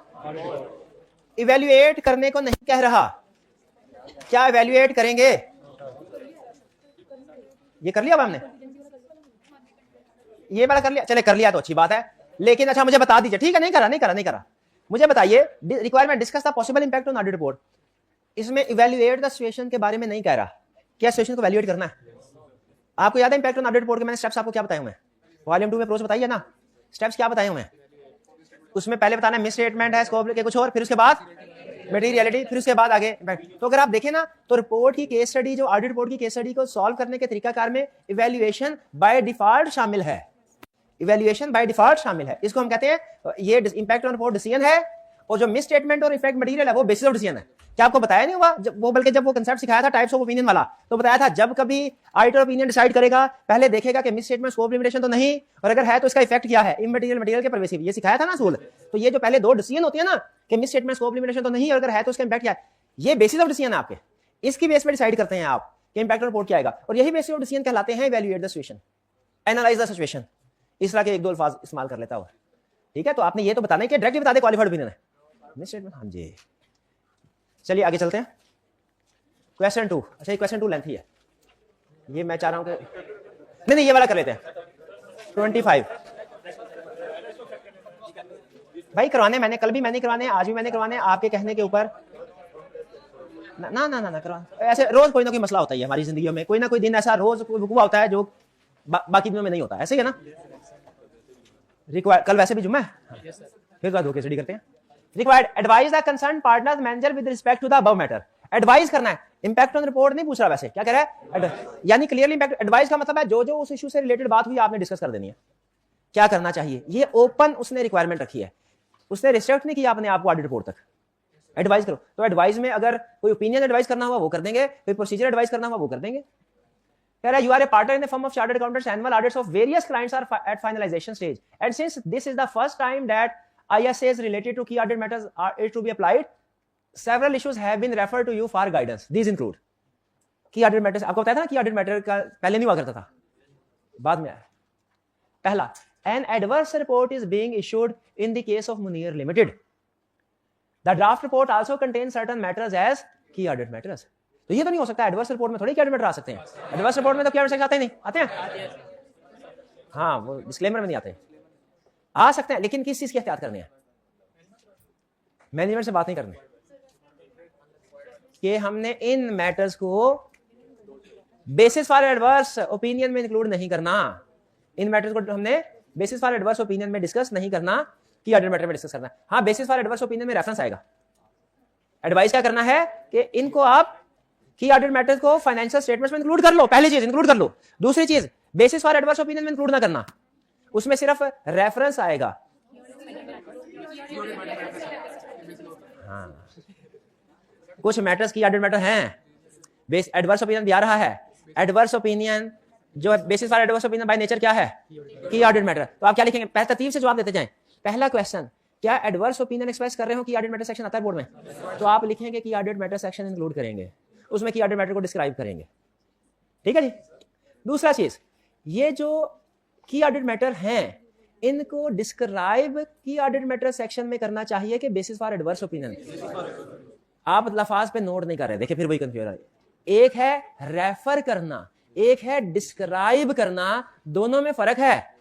Refer करने का मतलब कुछ और है, डिस्क्राइब करने का मतलब कुछ और है। ये डिस्क्राइब जो है हमने की ऑडिट मैटर सेक्शन में ही करने हैं।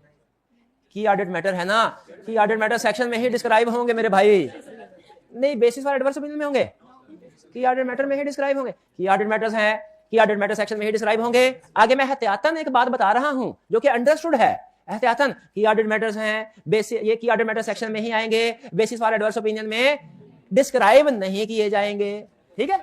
हाँ, adverse opinion by nature key audit matter है, इसका रेफरेंस की ऑडिट मैटर सेक्शन में आएगा। मैं समझ रहे कि नहीं समझ रहे, नहीं समझ रहे, नहीं सर, जीरो से शुरू करते हैं, जीरो से शुरू करें, जीरो से। देखो सर, की ऑडिट मैटर, ये आप ये देखें, वो ये नहीं कह रहा कि एडवर्स रिपोर्ट इशू हुई है, मिस स्टेटमेंट का जिक्र नहीं कर रहा, कह रहा है एडवर्स ओपिनियन दिया आपने, साथ में की ऑडिट मैटर भी है, एडवर्स ओपिनियन दिया। अच्छा, आसान कंसेप्ट को समझाना मेरे लिए ज्यादा मुश्किल होता है क्योंकि मुझे समझ नहीं आ रही होती मैं कैसे समझाऊं। एडवर्स ओपिनियन है, की ऑडिट मैटर है, कह रहा है बताओ, कमेंट करो। हमने सिर्फ इतना कमेंट करना है कि दोनों को मिक्स ना कर दो। मैं ये समझाना चाह रहा हूं, मैं क्या समझाना चाह रहा हूं, यानी मैं ये कहना चाह रहा हूं, पता नहीं बोल नहीं पा रहा, लेकिन मैं कहना ये चाह रहा हूं कि की ऑडिट मैटर वाले पॉइंट की ऑडिट मैटर में डालो, बेसिस फॉर एडवर्स ओपिनियन में ना डालो, और जो बेसिस फॉर एडवर्स ओपिनियन है उसे बेसिस फॉर एडवर्स ओपिनियन में डालो। की ऑडिट मैटर में गौर से सुनेगा, डिस्क्राइब ना करो, रेफरेंस दे दो। भैया यही कहना चाह, वो निकल नहीं रहा था मेरे मुंह से। B, a qualified report has been drafted by the audit manager of Nadir Limited as the company has failed to make adequate provision of contingencies. Misstatement है, qualified opinion है. The details of qualification are mentioned in the key audit matter section. Details of qualification, क्या details of qualification mention की जाती हैं? क्या किया जाता है? हम कहेंगे आपने गलत किया है, ये गलत किया है, ठीक है। आपको क्या करना चाहिए कि जो डिटेल दो सेशन, पहली सेशन डिटेल्स को बेसिस फॉर क्वालिफाइड ओपिनियन में मेंशन करना चाहिए, दूसरी सेशन की ऑडिट मैटर सेक्शन में रेफरेंस देना चाहिए सिर्फ। क्यों? आगे रीजन उसकी, because qualified opinion is by nature key audit matter. भैया कंसेप्ट समझ आ गया अभी?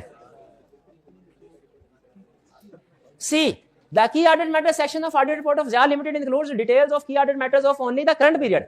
However, the opinion has been expressed on current as well as prior period. अच्छा, क्या ऑडिटर ये हो सकता है कि एक ऑडिट में 2 सालों को चेक कर ले?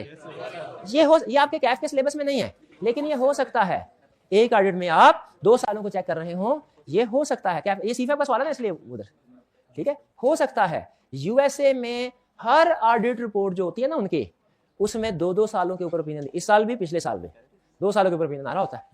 तो बताइए उसमें जो की ऑडिट मैटर आ रहे होंगे वो दोनों सालों के आ रहे होंगे ना? किसके आ रहे होंगे? एक है। यानी यूएसए में ऐसा होता है कि अगर 2024 का कोई ऑडिटर है ना, वो 2024 और 2023 दोनों सालों के ऊपर बताता है कि वो ओपिनियन एक्सप्रेस करता है। 2025 में जाके 2025 और 2024 दोनों के बारे में बताता है। तो आपके जहन में सवाल आ रहा होगा 2024 और री ऑडिट हो गया, लेकिन उधर उनकी रिक्वायरमेंट है, उन्होंने इसका कुछ चक्कर चलाया हुआ है कि किस तरीके से आसानी से काम हो जाए, लेकिन रिक्वायरमेंट है। तो लेकिन याद रखिए कि अगर वो 2 सालों के ऊपर ओपिनियन दे सकता है, दुनिया में ऐसे होता है, बताना ये तरह, लेकिन अगर ऐसे होता है ना तो की ऑडिट मैटर करंट पीरियड 2024 के इश्यूज के ऊपर होगा। अगर 2024 के ऊपर खड़े आप, 2023 में नहीं, और 2025 में जब जाएंगे ओपिनियन 2 पे 25-24 में दे रहे होंगे, लेकिन की ऑडिट मैटर किसके आ रहे होंगे? क्योंकि 24 को तो पिछले साल आगे होंगे। क्लियर? ये कंसेप्ट समझ आ गया? चलिए फिर इसके बाद चले इसको बंद कर देते हैं, ये बंद। अब हम चैप्टर 6 स्टार्ट करने जा रहे हैं।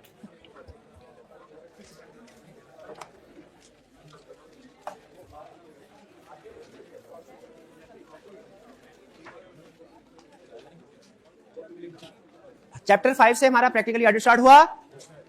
चैप्टर 5 में हमने acceptance and continuous procedure perform करना सीखे। चैप्टर 5 में हमने ये सीखा किसी भी ऑडिट क्लाइंट को एक्सेप्ट करने से पहले हमें क्या प्रोसीजर परफॉर्म करने चाहिए। उनमें एक प्रोसीजर ये भी था कि हमने अपनी कंपिटेंस और क्लाइंट की इंटेग्रिटी को तो देखना ही देखना है, यह भी देखना है कि क्या हम लीगल रिक्वायरमेंट्स और एथिकल रिक्वायरमेंट्स को कंप्लाई कर सकते हैं कि नहीं, क्या हम इंडिपेंडेंस की रिक्वायरमेंट्स को कंप्लाई कर सकते हैं कि नहीं। इंडिपेंडेंस की रिक्वायरमेंट्स 2 जगहों पे हैं, नंबर 1 लीगल यानी कंपनीज एक्ट में, और नंबर 2 एथिकल यानी कोड ऑफ एथिक्स में। हम पहले लीगल रिक्वायरमेंट्स पढ़ने जा रहे हैं। क्या हमारे प्रोफेशन पे ऑडिट में लीगल रिक्वायरमेंट्स अप्लाई होती हैं? इसका जवाब है यस, होती हैं। अच्छा, पहले ये कंसेप्ट कंपनी लॉ में भी होता था। क्यों? क्योंकि लीगल रिक्वायरमेंट्स हैं, कंपनीज एक्ट में है, तो कंपनीज एक्ट कैफ 7 है। फिर उन्होंने कहा कंपनी है तो सही लेकिन ऑडिट से रिलेटेड है, तो ये समझाने के लिए पूरा ऑडिट समझाना पड़ता है कैफ 7 पे। उन्होंने कहा एक चीज 2 जगह उधर से निकाल दिया, अब सिर्फ ये कैफ 8 पे है। तो आपको थोड़ा सा इसकी प्लेसमेंट अजीब लग रही होगी कि है ये लीगल रिक्वायरमेंट्स, ये तो कंपनीज एक्ट कैफ 7 में होना चाहिए, कैफ 8 में क्या कर रहा है? वो सिर्फ इस वजह से क्योंकि ऑडिट प्रोफेशन से रिलेटेड लीगल रिक्वायरमेंट्स है ना, इसीलिए हमें ऑडिट के सब्जेक्ट में पढ़ाई जा रही है। ठीक है, बेसिकली इसका स्कोप क्या है कि हमारे ऑडिट प्रोफेशन के ऊपर जितनी भी लीगल रिक्वायरमेंट्स अप्लाई होती हैं हमारे सिलेबस की हद तक, वो सारी आपको इस चैप्टर में मिलेंगी। लेकिन इन शॉर्ट क्या है कि ऑडिटर को क्लाइंट से इंडिपेंडेंट होना चाहिए, तो इंडिपेंडेंस से रिलेटेड लीगल रिक्वायरमेंट्स ये डन जी। स्कोप समझ आ गया? इंडिपेंडेंस से रिलेटेड रिक्वायरमेंट्स क्या सिर्फ लॉ में है या के कोड ऑफ एथिक्स में भी है? भाई कंपनीज एक्ट में और कोड ऑफ एथिक्स में क्या फर्क है? कंपनीज एक्ट इशू करता है एससीसीपी, वो रेगुलेटरी बॉडी है। कोड ऑफ एथिक्स इशू करता है आईकैप, वो प्रोफेशनल बॉडी कहलाती है। तो स्टार्ट करते हैं अब हम लीगल रिक्वायरमेंट्स। सबसे पहले इसमें 2 कंसेप्ट स्टडी करने हमने। Number 1 appointment of auditor, number 2 removal of auditor. Appointment of auditor में हम क्या सीखेंगे? ऑडिटर की अपॉइंटमेंट कैसे होती है। और रिमूवल ऑफ ऑडिटर में क्या सीखेंगे? ऑडिटर को रिमूव कैसे किया जा सकता है। Appointment, removal. अच्छा, अपॉइंटमेंट कैसे होगी? इसके different modes, different types, different ways हैं। ऑडिटर को कैसे अपॉइंट किया जाए ये डिपेंड करता है ऑडिटर कौन सा है। जैसे जिन स्टूडेंट्स ने कैफ 7 कंपनी ना पढ़ा हुआ है उनको रिकॉल करवा दूं, मिलता जुलता कंसेप्ट आपने पढ़ा था कि डायरेक्टर्स कैसे अपॉइंट होंगे और कैसे रिमूव होंगे। ये बिल्कुल उसी तरह उसी स्टाइल में है, ताल्लुक कोई नहीं है इसका, वो अलग कंसेप्ट है, लेकिन जो उसका बताने का तरीकाकार है वो वैसा ही है कि ऑडिटर अपॉइंट कैसे होगा ये डिपेंड करता है ऑडिटर कौन सा है। भाई ऑडिटर कितनी तरह के होते हैं? ऑडिटर है एक first auditor, subsequent auditor, casual vacancy, ज्यादातर ये होते हैं first auditor, subsequent auditor, casual vacancy. फिर if disqualified person is appointed, अगर किसी डिस्क्वालिफाइड पर्सन को अपॉइंट कर दिया जाए तो क्या होगा? डिस्क्वालिफाइड। अच्छा, डिस्क्वालिफाइड लफ्ज से मुझे अंदाजा हुआ, हिंट मिल रहा है कि कोई क्वालिफिकेशन क्राइटेरिया भी होगा ऑडिटर्स का कि ये पर्सन ऑडिट कर सकता है, ये नहीं कर सकता। तो अगर वो पर्सन क्राइटेरिया मीट कर रहा हुआ हम कहेंगे ये क्वालिफाइड है, अगर क्राइटेरिया मीट ना कर रहा हुआ कहेंगे डिस्क्वालिफाइड है। तो अगर क्या डिस्क्वालिफाइड पर्सन को पॉइंट होना चाहिए? नहीं होना चाहिए। अगर डिस्क्वालिफाइड पर्सन ऑडिटर पॉइंट हो गया है तो क्या, ये बताया। फिर if appointed auditor is unwilling to act, इसके साथ ब्रैकेट में लिख लें विड्रॉ या स्लैश रिजाइन, विड्रॉ भी या रिजाइन भी, if disqualified person is unwilling to act. अच्छा, आप एक चीज नोट कीजिए, अनविलिंग टू एक्ट और रिमूवल ये दोनों सेम कंसेप्ट नहीं है। अनविलिंग टू एक्ट का मैं ये सेंस मिली ऑडिटर खुद से जा रहा है, रिमूवल का मतलब इसको जबरदस्ती भेजा जा रहा है। तो ये इसको हम बोलते हैं रिजाइन या विड्रॉ, और उसको बोलते हैं रिमूवल। ये केस स्टडी में या रिक्वायरमेंट में लफाज मालूम है ना, तो आपको फर्क पता होना चाहिए। फर्स्ट ऑडिटर कौन अपॉइंट करेगा? फर्स्ट ऑडिटर अपॉइंट करेंगे अमूमी तौर पे याद रखें, मोर देन 90% केसेस में जो ऑडिटर की अपॉइंटमेंट होती है ये मेंबर्स या शेयर होल्डर ही करते हैं, मेंबर्स या शेयर होल्डर ही। आपने इस तरीके से कैलकुलेशन नहीं करनी। ये 5 टाइप्स हैं, एक में लिखा हुआ है मेंबर, बाकियों में नहीं लिखा हुआ, तो ये तो इसका मतलब हुआ प्रैक्टिस में 20% केसेस में मेंबर्स अपॉइंट करते हैं, ऐसा नहीं है। प्रैक्टिस में जो मेंबर्स वाली सिचुएशन है ना, ये मोर देन 90% अकर होती है, और जो बाकी की सिचुएशन है एक्सेप्शनल सिचुएशन या रेयर सिचुएशन कहा जाता है। ठीक है, आपको पता है किताब में तो जो एग्जांपल है सारी की सारी इक्वली इंपॉर्टेंट होती है, प्रैक्टिस में ऐसा नहीं होता। ठीक है, प्रैक्टिस में जैसे मैं आपको एक बात बताया था, आपने अभी तक रिपोर्ट के जितने क्वेश्चन किए हैं उनमें जरा मुझे सोच के बताइए, फर्ज कीजिए अगर आपने 10 क्वेश्चन किए हों, उनमें कितने क्वेश्चन में जो मिस स्टेटमेंट है, स्कोप लिमिटेशन है, उसका इफेक्ट इमटेरियल है और अनमोडिफाइड ओपिनियन एक्सप्रेस किया जाता है, कितने क्वेश्चन होंगे? शायद कोई भी नहीं है, शायद कोई एक आधा हो। प्रैक्टिस में मोर देन 90% केसेस में अनमोडिफाइड ओपिनियन दिया जाता है। ये एक साल मैंने एक एक्सरसाइज करवाई, वो साथ में टीएस ने भी हेल्प की। पाकिस्तान स्टॉक एक्सचेंज में जितनी भी लिस्टेड कंपनियां ना, उसको 550 के करीब थी, उन सब की ऑडिट रिपोर्ट डाउनलोड करवा के चेक एक्सेल के ऊपर शीट बनवाई, किसने अनमोडिफाइड ओपिनियन दिया, किसने क्वालिफाइड दिया, किसकी रिपोर्ट में एमसीओ मैटर, किसमें अदर मैटर। मैं कहता एग्जांपल देने के लिए अच्छा मटेरियल तैयार हो जाता है। तो हमें पता चला कि तकरीबन 35 से 40 के करीब मॉडिफाइड जो ओपिनियन के साथ रिपोर्ट्स दी गई है, वरना बाकी मोर देन 90% केसेस में अनमोडिफाइड ओपिनियन दिया। हालांकि किताब में हर सवाल मोर देन 90% मॉडिफाइड ओपिनियन वाले हैं और प्रैक्टिस में मोर देन 90% अनमोडिफाइड। तो प्रैक्टिस फर्क है, बुक फर्क। लेकिन याद रखिए आई कैप क्या कहता है, आई कैप बिल्कुल सही करता है। आपको हर क्वेश्चन वो मॉडिफाइड, वो कहता है मैं आपको रेगुलर सिचुएशन के लिए तैयार कर ही नहीं रहा, मैं अपने चार्टर्ड अकाउंटेंट्स को किस लिए तैयार कर रहा हूं? एक्सेप्शनल सिचुएशन के लिए, एक्स्ट्रा ऑर्डिनरी सिचुएशन के लिए। ठीक है, तो उसी तरह ये हम पढ़ा आपको सारी सिचुएशन रहे हैं, लेकिन मोर देन 90% केसेस में याद रखिए ऑडिटर को अपॉइंटमेंट कौन करते हैं? मेंबर्स या शेयर होल्डर, जो हमने स्टार्ट में पढ़ा था, इन्हीं को कर। ये सिर्फ फर्स्ट ऑडिटर, पहले ऑडिटर, वो भी कुछ अर्से के लिए होता है, कंपनी की इनकॉर्पोरेशन से लेके एजीएम तक। तो फर्स्ट ऑडिटर पता चल गया कौन है? जो कंपनी की जिंदगी का पहला ऑडिटर है। जिस दिन कंपनी इनकॉर्पोरेट हुई उससे फर्स्ट एजीएम के दरमियान जो 2, 4, 6 महीने होंगे ना, उस अरसे के लिए भी तो कोई ऑडिटर होना चाहिए। तो ये कौन अपॉइंट करेगा? कब करेंगे? Within 90 days of incorporation. और अगर डायरेक्टर्स फेल हो जाए, if directors do not appoint auditor within 90 days, फिर क्या होगा? कमीशन अपॉइंट करेगा। फर्स्ट ऑडिटर की अपॉइंटमेंट कौन करेगा? फिर भाई क्लियर, ये हो गया फर्स्ट। क्या सब्सिक्वेंट ऑडिटर किसे कहते हैं? फर्स्ट ऑडिटर के बाद हर वो ऑडिटर जो फर्स्ट ऑडिटर के बाद है वो सब्सिक्वेंट है। सब्सिक्वेंट ऑडिटर को अपॉइंट करेंगे मेंबर्स एजीएम में। ठीक है जी, अगर मेंबर्स एजीएम में अपॉइंट नहीं करते तो कौन करेगा? कमीशन। ठीक है, और ये कब से कब तक जॉब संभालेंगे?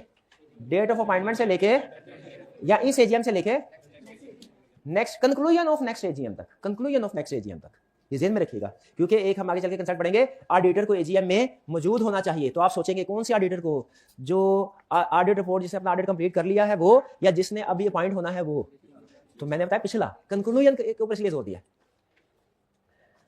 Next casual vacancy. Casual vacancy क्या होता है? इसके साथ लिख ले, शायद लिखा हो, नहीं लिखा हो तो लिख, डेथ या डिस्क्वालिफिकेशन। डेथ या डिस्क्वालिफिकेशन। और ये याद रखिएगा, डेथ में और डिस्क्वालिफिकेशन में फर्क है।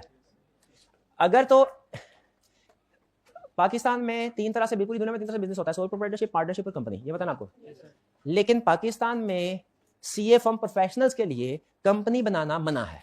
ये जिन से कैफ 7 फिर एग्जांपल, ये असल में ना ऑडिट में अकाउंटिंग से ज्यादा कैफ 7 का कंसेप्ट अप्लाई होते हैं। और मैं साल से हैरान होता हूं कि स्टूडेंट आके ये पूछते हैं कि सर क्या ऑडिट पढ़ने के लिए FAR2 FAR1 पढ़ा होना जरूरी है। मेरी बड़ी डिजायर है कि कोई आके मेरे से ये पूछे कि क्या FAR पढ़ने के लिए कंपनी लॉ पढ़ा, क्योंकि ज्यादा कंसेप्ट कंपनी लॉ के हैं, काउंटी के भी कंसेप्ट है ज्यादा, लेकिन एक होता है ना परसेप्शन, एक वैल्यू होती है कि जी ये बस FAR2 पढ़े बगैर ऑडिट ना ना ना ना फेल हो जाओगे, परसेप्शन है, ठीक है। हालांकि उससे ज्यादा हाँ, तो अगर आप कंपनी लॉ पढ़े बगैर ऑडिट पास कर सकते हैं ना स्टूडेंट, एग्जांपल है, तो भाई FAR2 FAR1 के बगैर भी कर सकते हैं। हाँ बेहतर ये है कि पढ़ ले तो आसानी जरूर हो जाती है, मैं ये नहीं कह रहा नहीं पढ़ना चाहिए, मना नहीं कर रहा, ना पढ़, कंसेप्ट को सही तरीके से समझे, रिक्वायर्ड नहीं है। जैसे होता है ना early application of new counting standard, required नहीं है, हाँ कर सकते हैं, कर सकते हैं।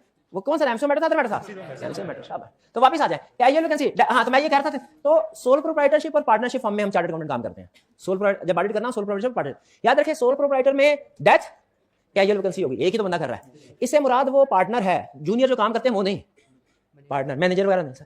डेथ हो गई casual vacancy, auditor sole proprietor है, डेथ हो गई कैजुअल वैकेंसी, डिस्क्वालीफाई हो गया कैजुअल वैकेंसी।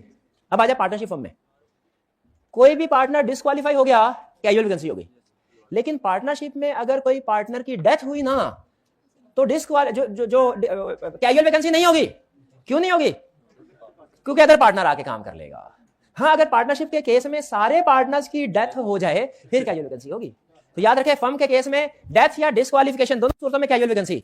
फर्म के केस में, पार्टनरशिप फर्म के केस में एक पार्टनर की डेथ हुई नो कैजुअल वैकेंसी, डिस्क्वालिफिकेशन हुई डिस्क्वालिफिकेशन पे हो जाएगी, डेथ पे नहीं होगी।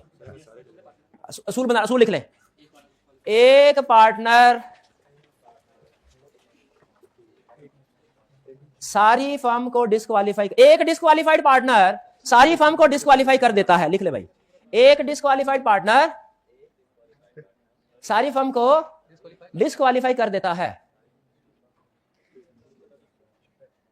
डिस्क्वालीफाई कर देता है। लेकिन एक मुर्दा पार्टनर सारी फर्म को मुर्दा नहीं करेगा। एक मुर्दा पार्टनर, मुर्गा नहीं, मुर्दा पार्टनर, यानी समझ रहे हैं ना कंसेप्ट क्या बताना चाह रहा हूं। वापिस आ जाए कैजुअल डेथ या डिस्क्वालिफिकेशन है। अब देखिए हर साल थोड़ी मरेगा ऑडिटर, तो कभी कभार मरेगा, तो कैजुअल वैकेंसी कभी कभार सिचुएशन है, तो किसने फिर करनी है? डायरेक्टर ने। कब? With in 30 days of occurrence. Okay, और अगर वो नहीं करते तो कमीशन। बहन जी आपने लिख लिया ये मुर्दा वाला पॉइंट लिख लिया है, डिस्क्वालीफाइड वाला लिख लिया। अगर disqualified person, if disqualified person point कर दिया, डिस्क्वालीफाइड पर्सन डिस्क्वालीफाइड नहीं होना चाहिए था, पागल था वो, हमने समझा फिलोसफर है, हमने उसको ऑडिटर पॉइंट कर दिया, नहीं करना था। क्या अपॉइंटमेंट वैलिड है? नहीं वैलिड, अपॉइंटमेंट क्या होगी? वाइड। और डिस्क्वालीफाइड पर्सन को पॉइंट करें तो कमीशन फिर उधर। अब कौन पॉइंट करेगा? कमीशन। डिस्क्वालीफाइड पर्सन को पॉइंट किया, अपॉइंटमेंट क्या होगी? वाइड होगी। कमीशन जिसको चाहे पॉइंट कर दे, इसको नहीं बोलना, इसको कुछ नहीं बोलना, कमीशन को कुछ नहीं बोलना, जिसको चाहे पॉइंट करे। और अब आपने ये भी नहीं पूछना कि सर जिसको कमीशन ने पॉइंट कर दिया उसको फिर रिमूव किया जा सकता है कि नहीं। नहीं, कमीशन रेगुलेटर है, रेगुलेटर की बात माननी पड़ती है। वो कंसेप्ट याद नहीं, framework unacceptable but required by law. तो हमने ना की थी कि हाँ की थी? हाँ की थी जी। और जाहिर है कमीशन क्वालिफाई पॉइंट कर। अच्छा आप ये कहना चाह रहे थे कि कमीशन किसी पागल को भी कर सकता है कि नहीं? कमीशन किसी को कर किसी और को कर सकता है अपनी मर्जी के। वो डायरेक्टर की तरफ से आती है नॉमिनेशन, प्रैक्टिकली डायरेक्टर्स कहते हैं कि सर इस आपकी मेहरबानी इसको करते हैं, लेकिन फाइनल डिसीजन किसका होगा? कमीशन का। क्या अपना बंदा बिठा सकते हैं? किधर? एक्सप्लेन अपना बंदा, क्या मुराद है? कमीशन में बिठाना है, डायरेक्टरशिप में, ऑडिट 10 मिनट एक्स्ट्रा पढ़ाना पड़ेगा अभी महीने टाइम में। नहीं, जो मैं नियत करके पढ़ा के जाऊंगा, मैं आप जितना मर्जी शोर में चले, टाइम जाया कर ले जितना मर्जी, वो मेरे को कोई मसला नहीं है, मैं फ्री हूं।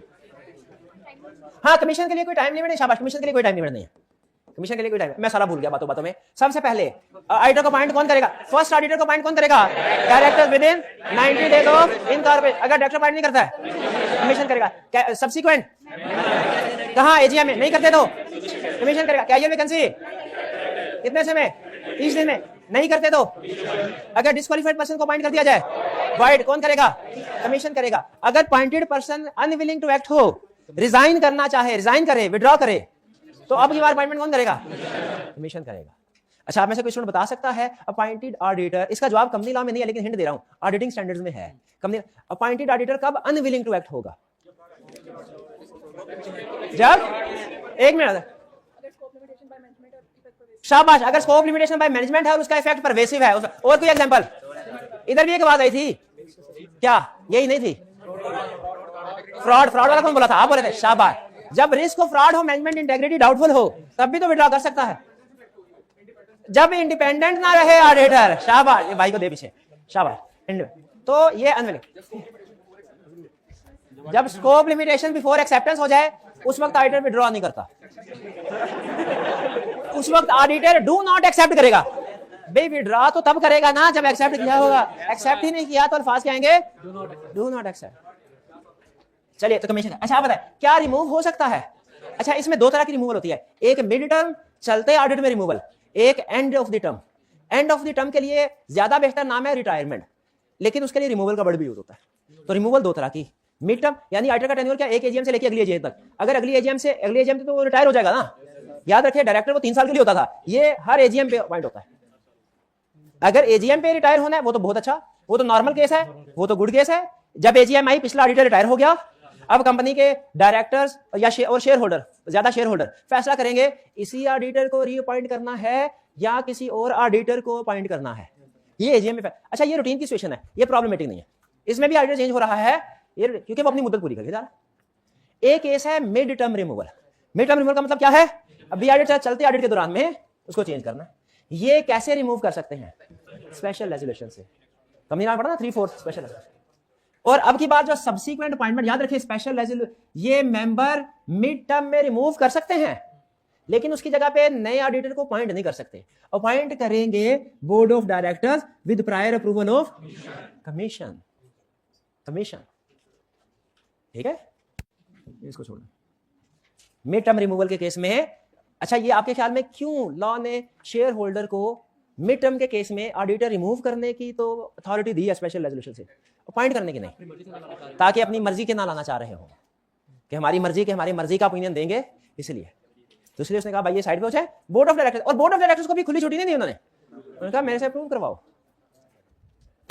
ठीक है, टेन्योर क्या होगा? From date of appointment till the conclusion of remuneration कौन डिसाइड करेगा ऑडिटर को कितने पैसे मिलने हैं? जो अपॉइंट करेगा। मेंबर अपॉइंट करेगा तो बोर्ड अपॉइंट करेंगे तो कमीशन अपॉइंट करेगा, कमीशन। ठीक, यानी बोर्ड ने अपॉइंट किया तो बोर्ड करेगा, कमीशन ने अपॉइंट किया कमीशन डिसाइड करेंगे, बाकी हर केस में मेंबर करेंगे। रिपोर्ट को साइन कौन करेगा? ये आपको बताया था, रिपोर्ट के कंटेंट्स पढ़ते हुए। इंडिविजुअल है तो वो पार्टनर करेगा फर्म का जो होता है, या कि उसका मैनेजर करेगा। और अगर पार्टनरशिप फर्म है, कोई भी एक पार्टनर, कोई भी किस नाम से साइन करेगा। क्लियर? आखिरी सिर्फ 2 मिनट, उसके बाद क्लास खत्म। आपको बताना चाहता हूं कि इनकम्प्लीट आंसर इनकरेक्ट आंसर होता है। क्या बताना चाहता हूं? हर क्वेश्चन जो पूछूंगा उसके 2 नंबर होंगे, एज्यूम करना है। पहला क्वेश्चन जिसे पूछूंगा वो बताएगा। जी आपने बताना, who shall appoint first auditor? Board of directors करेंगे। ये देखा क्या गलती की इन्होंने? टाइम पीरियड नहीं बताया। Incomplete answer is incorrect answer. शाबाश। आप बताइए दोबारा से, who shall appoint first auditor? आप कॉर्नर वाली सुन। First by directors within 90 days of incorporation. Still incorrect answer. इसमें क्या गलती है?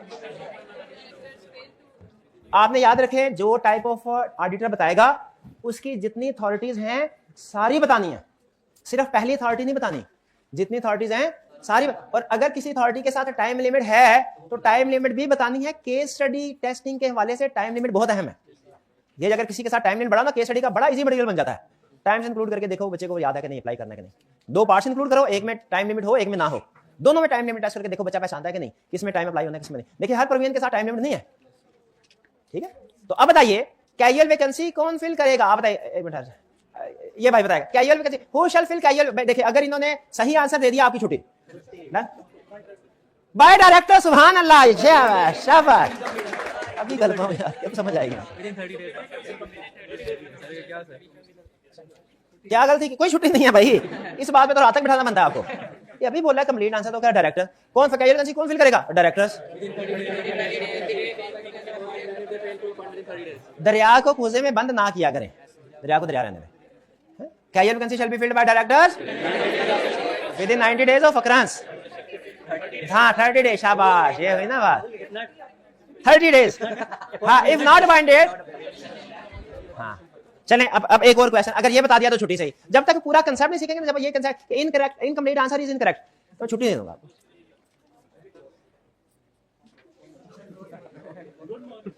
कहने लगा रहने दे, कोई बात नहीं। ये मेरा भाई कॉर्नर वाले भाई मुझे बताएंगे। Who shall sign audit report?